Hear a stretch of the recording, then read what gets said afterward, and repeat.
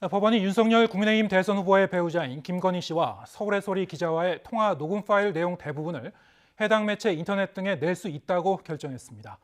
또 유동규 전 성남도시개발공사 기획본부장과 화천대유 대주주 김만배 씨 등 대장동 5인방의 세 번째 공판이 어제 진행됐습니다. 관련 이야기 두 분 모시고 이야기 나눠보겠습니다. 승재현 한국형사법무정책연구원 연구위원 그리고 김성훈 변호사 두 분 모시고 대화 나눠보겠습니다. 어서 오십시오. 네, 안녕하십니까? 네, 지금 여야 대선 후보 양측에서 각자에게 불리한 녹취 파일이나 아니면 출판물의 이제 공개를 금지해달라 이런 가처분 신청을 내고 있었고요. 그리고 법원에 이런저런 이제 결정도 지금 나오고 있는데요. 일단 하나하나 좀 법적인 견지에서 두 분 모시고 얘기 나눠보겠습니다. 일단 유튜브 채널 서울의 소리가 윤석열 국민의힘 대선 후보의 부인 김건희 씨와의 통화 녹음 내용을 일부만 빼고 방송해도 된다 이런 법원 판단이 또 다시 나왔죠. 네, 맞습니다. 자, 공개 범위가 이건 좀 어떻게 되는 겁니까? 사실 앞서 MBC 측과 그렇게 완전히 다른 부분들은 많지는 않는 것 같은데요. 한 두 가지 명확하게 법원에서 나온 이야기를 먼저 우리가 짚고 다음 논의로 넘어갔으면 좋겠는데요. 첫 번째, 사생활과 관계되는 이야기. 쉽게 말해서 어떤 서울의 기자와 그다음에 김건희 씨가 이야기했는데 순수하게 가족들의 내부적인 사생활과 관계되는 이야기는 절대로 바깥에 외부에 공개해서는 안 된다라는 측면이고, 사실 통신비밀보호법이라는 게 대화 당사자 간의 녹음은 그 당사자에게 허가를 받지 않고 녹음을 하고 제3자에게 알리는 게 지금 대한민국 통신비밀보호법상은 죄가 되지 않습니다. 즉 비밀의 대상이 되지 않아요. 그런데 지금 같은 경우는 사정을 저희들이 정확하게 어떠한 사정인지를 미루어 조금 이제 판단을 해야 되는데, 지금 적어도 서울의 소리 기자가 녹음은 했는데 그 녹음했는 게 다른 사람과 대화 과정에 있어서 녹음된 것을 기자가 녹음했는 부분, 즉 3자가 녹음했는 부분에 대해서는 언론에서 이야기를 할 수 없다라고 이야기합니다. 제가 이 도루기 전에 굉장히 이제 많은 고민을 하고 앞에 있는 변호사님과도 이야기를 좀 나누어 봤는데 한 두 가지 측면이 가능한 것 같아요. 서울의 기자가 김건희 씨를 만나러 직접 장소에 갔을 거잖아요. 장소에 갔는데 서울의 기자가 녹음은 했는데 그 녹음 대화가 김건희 씨와 제3자 간의 이야기를 했을 때 이 기자는 빠져가 있는 거잖아요. 그런 부분에 대해서는 언론에 이야기할 수 없다. 이게 첫 번째 제가 들었던 예시고, 두 번째는 같이 촬영하러 갔는데 한 사람 이렇게 김건희 씨 그다음에 서울의 기자 두 사람만 있는 게 아니라 또 다른 촬영 기사가 있었을 거잖아요. 그러면 한 사람이 계속 촬영했는 것이 아니라 김건희 씨하고 그다음에 다른 기자가 이야기할 때 다시 이 기자가 촬영을 했다면 두 사람의 대화지 뒤에서 촬영한 사람은 제3자에 빠져 있는 거잖아요. 그래서 결국은 녹음은 되었지만 결국 직접 그 기자와 김건희 씨가 이야기하지 않는 제3자와의 이야기에 의해서 녹음된 것은 언론에 이야기할 수 없다. 이렇게 두 가지 예외를 두고 나머지는 다 이야기할 수 있다라고 얘기했습니다. 지금 말씀하신 내용을 조금만 더 정리해 보면, 그러면 이제 본인이 이 대화에 참여한 자기 통화 녹음 같은 경우에는 무조건 가능하다. 그리고 사생활과 관계 안 된다. 상대방의 동의를 받은 경우에는 이제 공개가 가능하다. 그것이 이른바 이제 음성권과 관련된 내용입니까 이게? 사실 이게 통신비밀보호법이 훨씬 더 중요한 거죠. 음성권이라는 건 기본권과 관계되는 것이고. 그것은 기본권이고요. 우리 음성권과 개인의 사생활의 비밀을 보장하기 위해서 어느 정도까지 통신비밀에 포함되는지는 통신비밀보호법에 규정되어 있는데 대화 당사자 간의 녹음은 괜찮지만 제3자와의 관계되는 녹음은 절대로 허가받지 않고 제3자가 언론에 알릴 수는 없다. 이렇게 우리 법원이 판단했는 겁니다. 그런데 이제 이게 사실은 공개되는 내용 자체가 어떤 내용인가, 그리고 여기서 등장인물이 누구인가도 이제 중요할 것 같은데요. 일단 법원은 이른바 이제 언론 표현의 자유의 중요성을 이제 같이 본 것 같아요. 그런데 이제 이 김건희 씨 측은 이 통화 녹음 내용이 일종의 이제 정치 공작의 일환으로 녹음이 됐고 그래서 공개되는 것이다. 그래서 이게 언론 표현의 자유에 해당되지 않는 것이라는 그런 취지의 주장을 한 것으로 보이는데요. 법원의 판단은 좀 달랐던 것 같습니다. 네, 그렇습니다. 일단은 언론 출판의 자유는 또한 중요한 헌법상 기본권입니다. 국민으로서는 이제 공적 관심 인물에 대한 검증을 통해 가지고 민주주의와 선거 과정에 있어 가지고 필요한 정보들을 습득하고 거기에 따라서 판단할 수 있어야겠죠. 그래서 기본적으로 이렇게 어떤 방영 금지 가처분 같은 경우에는 굉장히 회복하기 어려운 손해가 명백한 경우에 한정적인 경우에만 인정이 됩니다. 왜냐하면 우리 헌법상 사전 검열이 금지가 되어 있기 때문에 어떤 내용들이 공개되고 언론에서 발표되는 내용들 자체를 사전에 막아버리는 것은 법을 통해 가지고 막는 것 자체에 대해서는 굉장히 보수적으로 접근을 하고 있는 것이죠. 예. 그 언론 출판의 자유라는 공적인 중요한 이익이 있고요. 또 여기에 대립되는 이 당사자의 사생활의 자유, 사생활의 비밀과 그다음에 인격권이 교량을 해봤을 때, 비교를 해봤을 때 압도적으로 이 사생활의 비밀이 보호될 사항만 있는 경우, 그 사항에 대해서만 방영을 사전에 금지하는 가처분이 인정이 됩니다. 이거는 이 사안 말고도 모든 사안에도 동일하게 적용되는 것이고요. 구체적으로 이 사안으로 돌아가 보면은 그러면 기본적으로 공적 관심 인물인가, 언론 출판의 자유 범위에 속하는 것인가, 그랬을 때 사생활이 이게 더 압도적인가, 이 세 가지 단계로 가게 됩니다. 네. 일단 김건희 씨 같은 경우에는 직접 후보자는 아니지만은 후보자의 주요 후보자의 배우자라는 점에 있어서 공적 관심 인물이라는 점에 대해서는 법적에서 특별하게 이견은 없습니다. 공적으로 관심 있는 인물이기 때문에 일반 개인의 녹취를 보도하는 것과는 큰 차이가 있다라고 볼 수가 있는 것이죠. 두 번째는 언론 출판의 자유의 영역에 속하는 보도인가, 아니면은 지금 그 신청인 쪽에서 이야기한 것처럼 어떤 정치 공작에 해당되는 거기 때문에 언론의 취재와는 관련이 없는 것인가에 대해서는 적어도 이번 가처분 결정을 내린 중앙지법에서는 이 부분 역시 언론 출판의 자유에 속하는 영역이라고 판단한 부분이 있습니다. 네. 그렇다면 마지막에 되는 거는 이제 서로 저울을 보게 되는 거죠. 언론 출판의 자유라는 중요한 공익적인 가치와 그리고 김건희 씨 개인의 인격권과 사생활의 자유, 사생활의 비밀, 이 두 가지를 비교를 해봤을 때 이 왼쪽에 있는 사생활의 비밀과 인격권이 압도적으로 공익보다 높은 사안에 한해서만 사전에 방영을 금지한다라고 봤는데, 그 범위를 얼마 전에 있었던 서부지법보다는 훨씬 더 좁게 봤습니다. 그래서 결국은 공적 관심 사항과 완전히 무관한 사생활에 속하는 사항, 그리고 통신비밀보호법을 위반한 완전히 위법한 내용, 그 두 가지를 제외하고는 모든 내용들을 발표할 수 있다는 것이고요. 그 말은 이거를 보도하는 것이 바람직하고 이것을 보도하고 알리는 것이 국민들한테 도움이 된다, 그런 판단은 아닙니다. 법은 어떻게 보면 중립적인 판단이라고 볼 수 있죠. 즉 보도해도 좋고, 다만 이 보도 내용을 보고 이 내용을 바탕으로 어떻게 정치적으로 결정할 수 있는지, 그러할 권리와 기회를 국민들한테 뺏을 수는 없다라는 것이 기본적인 취지다, 이렇게 볼 수가 있습니다. 네, 그 내용과는 무관하게 일단 그 기회를 국민에게 줘야 된다. 국민의 알 권리 차원에서 뭐 이런 식으로 이제 이해할 수 있겠습니다. 그렇습니다. 지금 말씀하신 대로 어떤 기본권과 인격권이 충돌할 때 그것을 어떻게 비교해서 법원이 이 판단하고 결정하는지, 그 과정을 이제 소상하게 설명해 주셨는데요. 같은 맥락에서 특히 이번에 이제 이 김건희 씨의 이제 결혼 전 유흥업소 출입과 동거 의혹 등에 대해서도 법원이 공개 대상이라고 이제 판단을 한 거죠. 예, 이 부분에 대해서는 뭐 저도 여러 가지 제 내면의 목소리는 따로 있지만 그 법원의 판단을 했는 근거를 조금 살펴보면 이런 이야기를 합니다. 분명히 그런 부분은 사생활과 관계되는 부분이 있을 수 있지만 그 부분이 기업 검찰 간부 커넥션과 뇌물수수 의혹 등과 얽혀 있어서 이미 언론에 수차례 보도되었고, 그렇기 때문에 단순한 사생활의 영역으로 보기는 조금 어렵다라는 이야기를 하는데요. 모르겠습니다. 제가 이제 아무리 의식의 흐름을 따라서 이렇게 그 판결문을 조금 이해하고 싶어도 그 전제 조건 자체가 만약에 저게 어떤 특정 유흥업소에서 일하던 모습과 거기서 일했던 게 만약에 사실이라고, 정말로 사실이라고 정말 할지라도 대통령 후보자의 부인이 거기서 일을 했고 일하는 당시에 과연 기업과 어떤 관계가 있었을까?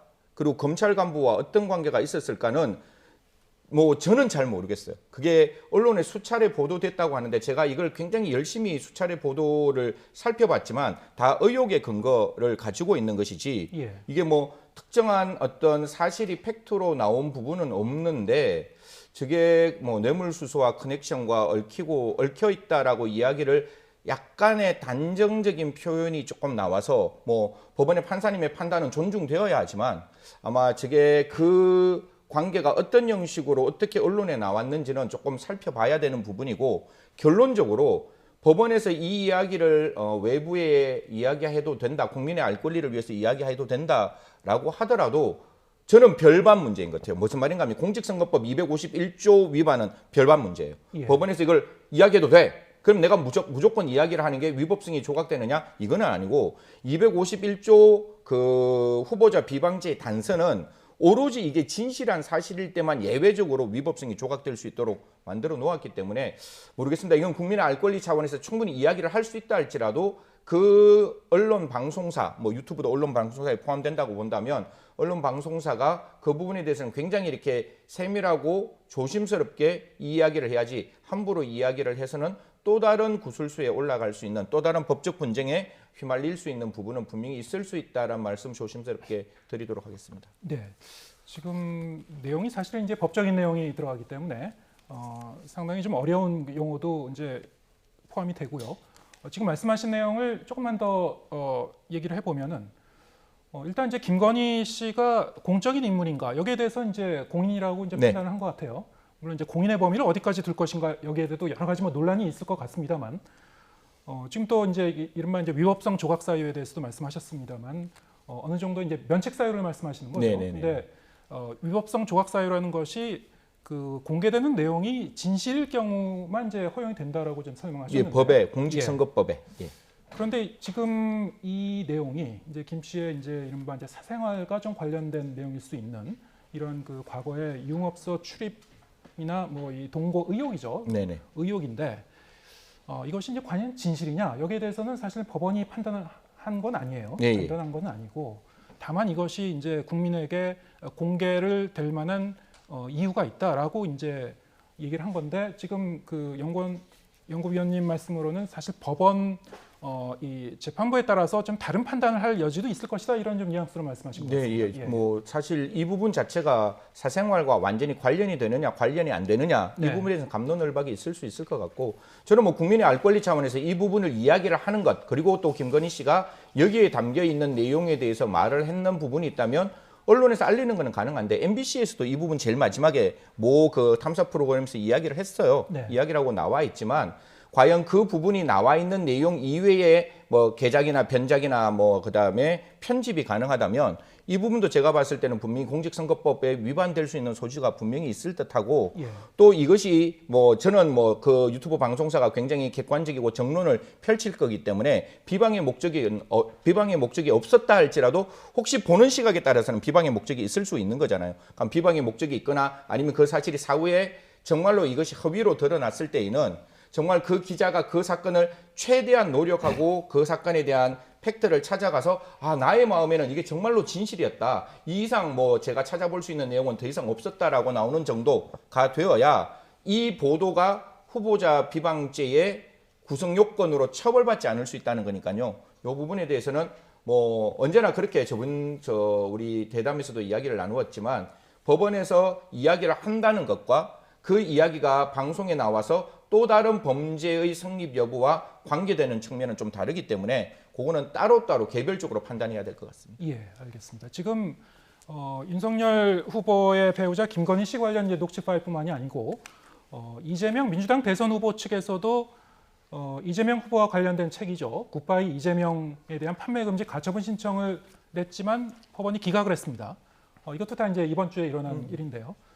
자, 이 법원이 이제 각 사안에 따라서 또 법원에 따라서 그리고 이 재판부에 따라서 조금씩 다른 판단을 내리고 있고 공개하는 범위도 조금씩 다를 수 있는 것 같습니다. 하지만 이렇게 보면 전반적으로 어느 정도 이 언론 표현의 자유, 출판의 자유를 좀 상당히 좀 인정해 주려고 하는 쪽으로 결정을 내리고 있는 것 같은 그 느낌은 듭니다. 어떻게 보셨습니까? 네, 맞습니다. 바로 그 지점에 있어가지고 기본적으로 우리 헌법적인 가치에서 언론 출판의 자유와 또 공적인 인물, 특히나 선거라는 국민적인 선택을 앞두고 있어서 공적인 인물의 검증에 관련된 내용에 있어서는 언론 출판의 자유가 또 특별하게 더 많이 보장되는 부분이 있습니다. 죄송합니다.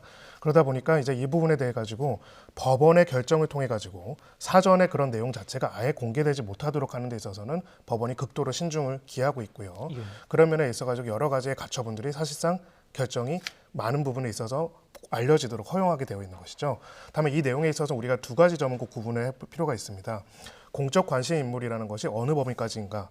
지금 후보자와 후보자 배우자 정도는 공적 관심 인물이 있을 수 있지만 또 한 가지는 과거보다 녹취가 굉장히 편해졌죠. 네. 이런 부분들이 막 무분별하게 누군가나 사인 간의 녹취를 한다면 그 내용을 마구잡이로 보도를 하거나 공개를 하는 거는 여전히 불법 행위가 성립이 될 수 있는 부분이 있고 명예훼손이 될 수 있는 부분이 있습니다. 이거 자체를 우리가 이제 법적으로 완전히 허용해 주는 건 아니다라는 걸 꼭 이해할 필요가 있고요. 두 번째로는 말씀하신 것처럼 공직선거법 제251조에 있는 후보자 비방죄와 관련된 요소는 이 가처분과는 또 별도로 판단할 부분이라고 생각을 합니다. 즉 이제 공개 자체를 사전에 막는 것에 대해서는 굉장히 조심스럽게 헌법적으로 이 부분은 정말로 꼭 필요한 사생활의 자유와 비밀과 인격권이 있는 게 아닌 이상 받아들여지지는 않지만은 그럼에도 불구하고 그 보도되는 내용, 태도, 목적, 편집 등을 봤을 때 이것이 특정 후보를 비방하기 위한 목적으로 만들어졌고 또 허위 사실이라든지 의도적인 조작이 들어간다면은 그거는 또한 선거의 자유, 국민들의 알 권리를 오히려 침해하는 것이기 때문에 거기에 대한 법적 책임은 여전히 유효할 수 있다라는 점을 구분해서 봐야 한다고 생각하고요. 이번에 가처분 결정은 어떻게 보면은 앞으로 이런 걸 마구잡이로 보도를 해도 되고 국민들은 다 보고 하더라도 어떠한 통제도 없이 이루어진다는 것이 아니라 네. 앞으로 일단은 자유롭게 보도를 할 수 있대 그 보도의 내용에 대한 평가, 판단에 있어서는 또 다른 법적인, 또 사회적인, 또 언론 자체의 가치에 대한 책임은 물을 수 있다는 부분들을 보여주는 시발점이라고 생각을 합니다. 일단 이제 언론 표현의 자유를 인정을 해주려고 노력은 하지만 보도 이후에 공개 이후에 이제 그 사후 책임은 또 따를 수밖에 없다. 네. 그런 말씀을 해주셨습니다. 예. 저는 뭐 한 가지 그냥 이거는 좀 지나가는 이야기로 한 말씀만 더 드리고 싶은데 정말 제가 앵커님하고 정말 서슴없이 대화를 했고 통화를 했는데 이게 자동 녹음이 되는 세상이잖아요. 사실 이런 정말 스스럼없이 이야기했는 게 제3자에게 무차별적으로 이게 드러나는 세상이 된다면 저는 그 세상이 사실 무서운 세상이 될 것 같아요. 그래서 미국 같은 경우나 다른 어떤 입법례를 좀 살펴서 대화 당사자 간의 녹음도 분명히 앞에 녹음한다는 이야기를 하지 않고 녹음된 이야기까지 무차별적으로 10년이 지나고 20년이 지난 후에도 그게 녹취 파일로 나오는 거는 조금 문제가 있는 부분이 있지 않느냐. 보통 저희 기자님들이 저희들한테 통화할 때 이제부터 좀 녹음할게요. 이거 좀 싱크로 써도 되겠습니까? 라고 분명히 확인하시고 그렇게 말씀하시는 부분들이 있으니까요.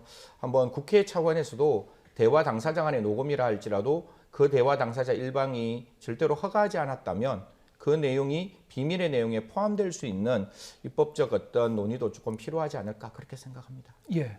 자, 이번엔 이슈를 바꿔보겠습니다. 어제 그 대장동 5인방의 이제 세 번째 공판이 진행이 됐습니다. 그런데 이 자리에서 이 녹취 파일 문제가 여기서도 나왔습니다. 검찰이 이른바 정영학 녹취 파일 내용이 연일 언론에 보도되고 있다면서 복사를 미뤄도 될지 묻자 재판부는 공개하라고 이렇게 결정을 한 건데요. 자, 이 얘기 어떤 내용인지 좀 정리를 해볼까요? 저도 그저께죠. 모 신문사 단독으로 이 예. 녹취록이 그렇게 관계된 게 쭉 이렇게 다 기사에 실리더라고요. 그래서 이게 뭐지? 이렇게 생각했는데 그 전후에서 검찰에서 이렇게 공지를 하나 했어요. 쉽게 말을 하면 수사관계 서류이기 때문에 검찰 내부에서 이 녹취록이 외부에 나가지는 않았을 거예요. 그러면 쉽게 말해서 그 녹취록이 이건 제가 갖고 있는 예상이고 그냥 가정인데 녹취록을 피고인 측에서 복사를 요청하면 그 복사되는 그 녹취록이 피고인 측에서 이 녹취록을 이렇게 받아볼 거잖아요. 이 받아받는 녹취록이 제3자에게 이렇게 넘어가는 모습이 보이다 보니까 그 검찰에서 이렇게 복사된 그러니까 수사관계 서류가 복사된 게 제3자에게 무차별적으로 알려지는 것은 아직도 대장동 수사가 진행 중인 수사이기 때문에 네. 수사관계 서류가 지금 바깥에 나가는 건 굉장히 문제가 있다. 그래서 이 법원 안에서도 이 녹취록에 대해서 전부 우리가 복사해 줄 수는 없습니다. 피고인에게. 네. 그러니까 복사 저 못하도록 좀 해주세요. 라고 하니까 재판부에서는 무슨 말 하느냐. 지금 이 피고인의 입장에서는 이 녹취록이 이 사건에 굉장히 중요한 증거 서류가 되는데 그걸 만약에 복사를 해주지 않는다면 이들의 방어권이 어떻게 보장될 수가 있겠느냐. 그래서 법원 측에서는 그럼에도 불구하고 알려진다고 할지라도 피고인 측에게는 반드시 그 녹취록을 복사해 주어야 한다. 이렇게 판시했습니다. 네. 그런데 이제 이번에 언론을 통해 공개된 그 녹취록 내용을 보면 주목할 만한 부분들이 적지 않습니다. 특히 이 박영수 특검 이름 이제 곳곳에 나오죠. 이 김만배 씨가 우리 법인 만들 때 돈이 들어온 것도 이 박영수 고검장 통해서 들어온 돈이라고 이야기하는 대목이 있습니다. 이 박영수 전 특검이라고 합니다만 여기서 이제 또 박영수 고검장이라고 표현한 거 보니까 그 이전부터 이제 좀 사이에 인연이 있었던 거 아닌가 이렇게 추정을 해볼 수도 있을 것 같고요. 어쨌든 이제 이 투자금 명목으로 이제 파악이 되는데 검찰이 이 돈의 흐름을 이 녹취록을 갖고 있었으면 사실 당연히 파악하지 않았을까 싶은데 어떻게 보시는지요? 네, 바로 당연히 그렇습니다. 일단은 그리고 우리가 법원에서 이번에 허가를 한 중요한 취지 중에 하나가 지금 이 녹취록이 있다라는 내용이 나오고 이 녹취록이 검찰에 제출이 되고 저 당사자들이 기소가 된 지 얼마나 많은 시간이 지났습니까? 네. 근데 아직까지도 수사가 사실은 언제부턴가 속도를 전혀 내고 있지는 않죠. 근데 수사를 진행하기 위해서 이 녹취록을 증거 방어권까지 침해해가지고 열람 등사를 못 해주겠다라고 하니까 법원으로서 인정을 안 한 부분이 있는 겁니다. 다시 돌아가자면 그럼 이렇게 명확한 내용들이 녹취록에도 나와 있고 검찰에도 확보했고 특정한 금전이 주고받은 내용들도 있는데 왜 그랬고 어떤 역할을 했는지 지금 이 내용을 봤을 때는 아마 박영수 전 특검증에서는 이렇게 해명을 했습니다. 당시에 그 관계를 어떻게 보면 명확하게 하기 위해서 통장을 빌려줬을 뿐이다. 내가 직접 돈을 준 건 아니다는 이야기를 했습니다. 네. 역설적으로 다르게 말해보면 함부로 통장을 누군가한테 빌려주지는 않죠. 특히나 고검장까지 지낸 사람이 빌려주지는 않는단 말입니다.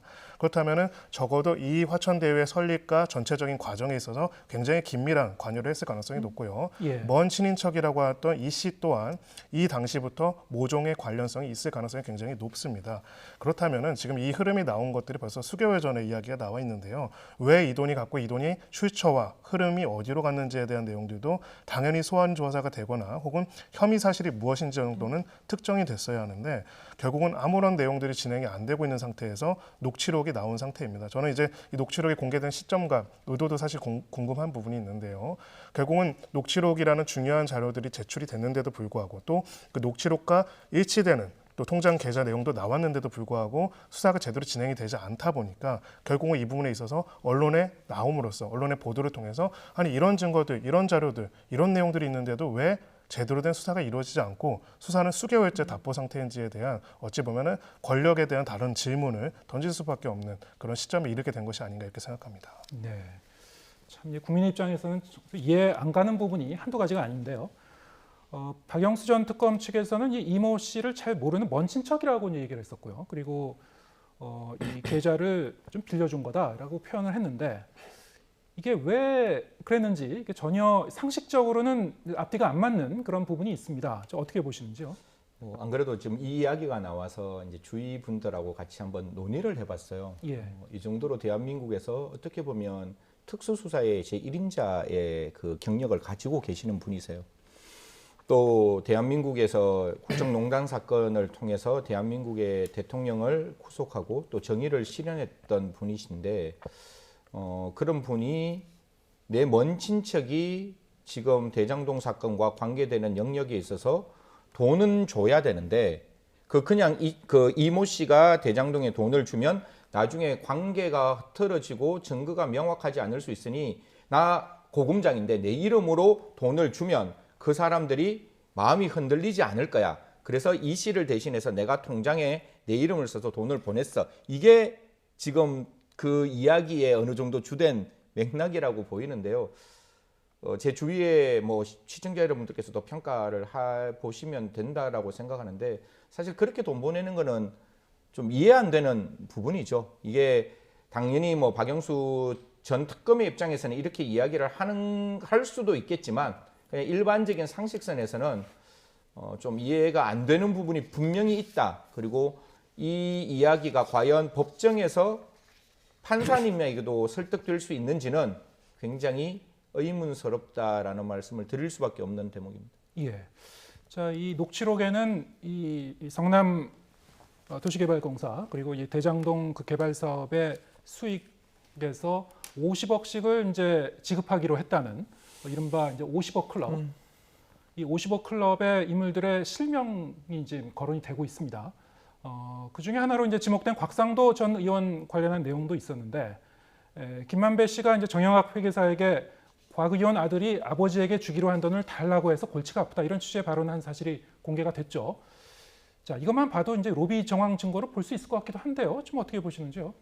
뭐 기본적으로 뭐 내용을 보면 안 그래도 좀 변호사님하고 이제 바깥에서도 좀 이야기를 나누었는데 분명히 정황은 확실한 것 같은데 네. 이 말하면 또 검찰을 공격할 수밖에 없는데 아까 변호사님 말씀 주신 대로 이렇게 명확하고 이렇게 녹취록의 내용이 나왔음에도 불구하고 왜 곽상도 구속영장에는 그렇게 부실했을까? 네. 사실 이게 알선수재거든요. 알선수재면 그 하나은행이 어떠한 형태로 이 컨소시엄에서 빠져나가지 않도록 곽상도 전 의원이 힘을 썼다는 거라면 그러면 하나은행 측에 누구로부터 컨택을 했고 어떤 시기에 컨택을 했고 그 과정에서 어떻게 컨소시엄에서 빠져 못 나가게 했고 그리고 그 돈이 어떻게 흘러 들어왔다는 거를 이야기를 해야 되는데 지금 그 부분이 전혀 구속영장에는 제가 알기로는 4페이지인가 3페이지였어요. 그중에 앞페이지 떼고 뒷페이지 떼면 범죄 사실은 한 페이지인데 한 페이지 안에 육하원칙이 안 들어가 있던 구속영장이다 보니까 제가 판사라도 야 이거를 가지고 범죄가 소명됐다고 볼 수 있을까?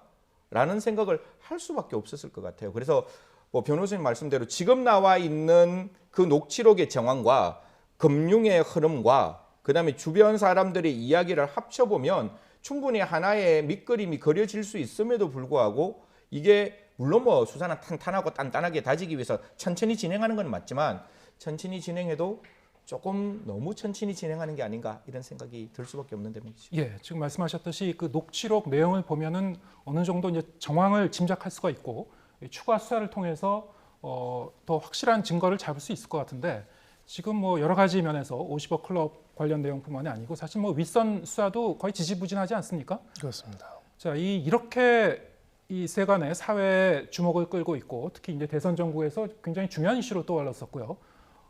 이렇게 중요한 사건에 대해서 또 검찰이 이렇게 수사가 지지부진한 사례도 참 보기 드문 것 같습니다. 그 원인은 어떻게 보시는지요?